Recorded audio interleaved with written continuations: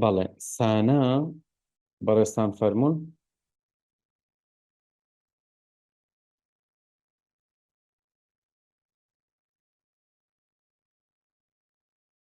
سڵاتانە بێت باشی مامۆستاجیان.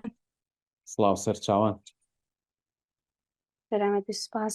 من لەمەلەوە دەست پێ بکەم.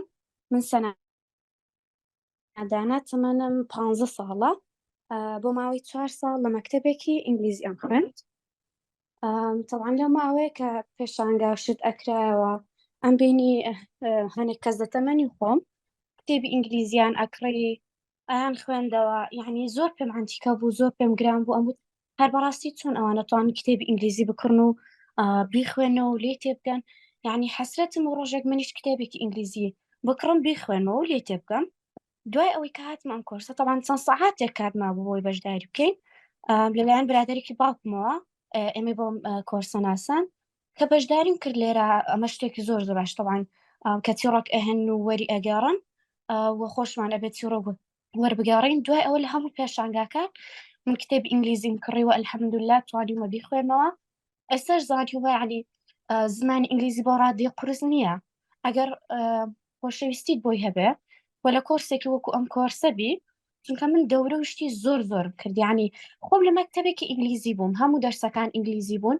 من ئێستاش نەمتوانی ڕۆژێک ئەو فیلمێک کە حەزم لێیان ئەو کارتۆنی حەزم لێ بە ئینگلیزی سەیری بکەم کە بۆ نمونە بە کوردەکەی نەبوو. بەڵام ئێستا بەبێ بنەتانە ئەلحەمدوللا هەر فیلمێک هەر کارتۆنێک بە ئینگلیزی هەبێت ئەتوانم سەیری بکەم، لێی تێئەگەم، کتێب ئەخوێنەوە. دوای چەند مانگ گەشتی بەوە تۆ لە ئاوات ئەکادمی دوای چەند مانگ گەشتی بەوە کە ئیتر تەماشای کارتۆن بکەی کتێب بخوێنیتەوە؟ والله ئەتوانم بڵێم هەر لە مانگی دووەمەوە، ینی ناو مانگی دووەم کە مانگی دووەمان تەواو کرد. من یەکسەر یەکەم کتێبی خۆمم کڕی، یەکەم کتێبی ئینگلیزیم کڕی و خوێنمەوە.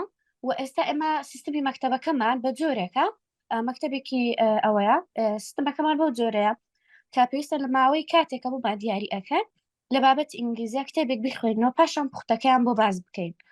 الحەمدوللا یعنی کە ئەوەم کرد بە باشترین هەڵبژێردرام لە پۆلی خۆمان و مامۆستا ئینگلیزیمان هەیە بە هەمان شێوە هەموو دەرسەکە بە ئینگلیزی شەرحەکە. ئێستاش من کێشم لە شتێکان نەبووە لە بابەت ئینگلیزیە، یعنی غەڵەت بکەم لە ئیمتیحانی کوردیا لە ئینگلیزی نەمکردووە تاوەکو ئێستا الحەمدوللا. یعنی لە ڕووی گرامەر لە ڕووی هەندێک سوود لێرە وەرم گرتووە لێوە کە مامۆستا باسی ئەکات تەڵەبەکان بۆ زۆر پێیان گرانە یان لی تێناگەن. من خۆم یعنی پێم سەیرە چۆن لەوە تێناگەن، چونکە زانیمە ئەوان هەتاوەکو ئێستا نەگەیشتون بۆکە کۆرسێکی ئەوها دیت بێت یان نا. من لەگەڵ برادەرەکانم زۆر کۆرسمان کردو بێکەوە و پێشنیاری ئەم کۆرسەشم بۆیان کردو تەنانەت بۆ خزمەکانیشمە کە بەشداری ئەم کۆرسە بکەن. هەمویان بڕیاریان داوە ئینشاڵڵا بەشداری بکەن. من خۆم ئەمڕۆ چەند ساڵە لە مەکتەبی ئینگلیزیە خوێنی؟ من ئێستا دەرچوومە وەڵڵاهی یعنی نەمتوانی وازم هێنا 4 ساڵ خۆم خوێندم لە مەکتەبی ئینگلیزی. یعنی 4 ساڵ لە مەکتەبی ئینگلیزی ئینگلیزی ساڵەکان هەموو بەڵێ نەمتوانیوە کتێبێک بخوێنەوە. خاتوسانە بۆی تێبگەم 4 ساڵ لە مەکتەبی ئینگلیزی نمونەی خوێندووتە، دوای 4 ساڵەکە کە نەتوانیوە تەماشای کارتۆنکەی سەیری فیلمکەی کتێب بخوێنیتەوە هاتووی لە ئاوات ئەکادمی بەشداری دیبلۆمی وەرجێڕانە کردووە. لە دوای 2 مانگ کەوتوویتە سەر خەت و ئێستا سپاس بۆخوا بەو شێوازەیەوە نییە؟ ئارە وەڵڵا بزەبەت ڕێک ئەو هایانی ئەوە 100% قسەکەم پڕ لە ڕاستگۆیە بەبێ هیچ مبالغەیەک.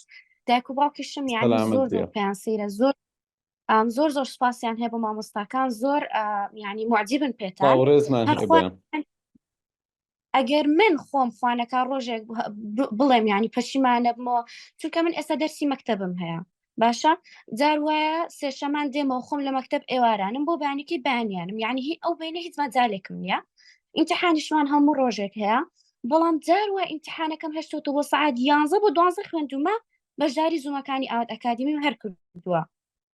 چونکە وتومە خوێندنەکە ئەتوانم بیکەم دەرەجەشم لێ بشکێ مشکلە نیە. ئەمە ئەڕوا هەتا 6 مانگ ئەو 6 مانگت خۆم تەواو بکەم، ئیتر لە ساڵەکانی داهاتووە لە کولیە چونکە زمانی ئینگلیزی زۆر پێویستە هەر ئیشێک لە داهاتووە بیکەم پێویستی بە زمانی ئینگلیزی هەر هەیە.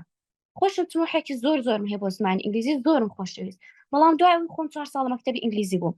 دوای ئەو 4 ساڵە چەند دەورەی ترم کرد، یعنی دەورەی زۆر زۆر بەناوبان، دەورێک کە ئەیانوت 16 ئەفریقیە هەیە لە هەموو وڵاتەکان بەشداریم کرد باوەڕەکەن من لە ماوەی ئەو دەورەی 2 مانگ بەشداریم کرد تەنها فێر یەک شت بووم تەنها فێر بووم سەعات بڵێم سەعات چەندە هاف پاست یعنی ئەو شتانە بەس ئەوەندە فێر بووم ئێستاش لە بیرمە یعنی هیچی تر فێر نەبووم بەڵام کە هاتم ئەم کۆرسە لە ماوەی 2 مانگەوە من توانی کتێب وەربگێڕم گرامەرم زۆر باش بوو بە ئیسراحەت بە دڵی خۆم سەیری هەر فیلمێکم ئەکرد کە حەزم لێ بووم لەگەڵ ئینگلیزاکە کتەپورم لە کەنەداوە هاتەوە بێکۆ بە ئینگلیزی قسەمانە کرد ئەوت وڵا زۆر باشی پێشیان وتووە کە ئێرە چۆنە سیستمی خوێندن چۆنە هەمویان هەڵیانداوە بەشداری بکەن یعنی ئەوە سوودەکەیم نەکە لەم کۆرسە وەرم گرتووە وە پێشنیاریشم بۆ بەردەوامبوونی ئەم کۆرسە زیاتر لەسەر تیۆڕەکەکانە یعنی بەڕاستی من نازانم عاشقی ئەو تیۆڕەکانم وە سپیکینگ هەڵدان بە قسەکردن بە ئینگلیزی لەگەڵ مامۆستاکان لەگەڵ هاوڕێکان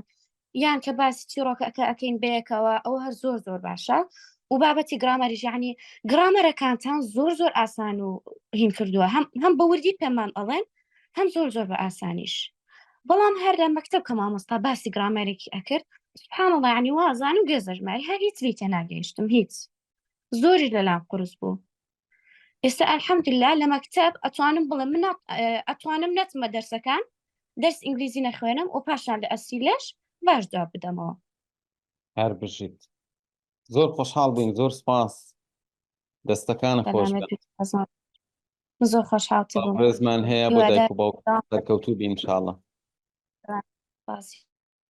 مەمنون دوادارم خوای گەورە ئێوە بۆ گەلی کورد بهێڵێت سەلامەت بی سپاس دەکەین زۆر مەمنون دەستەکانە خۆش بە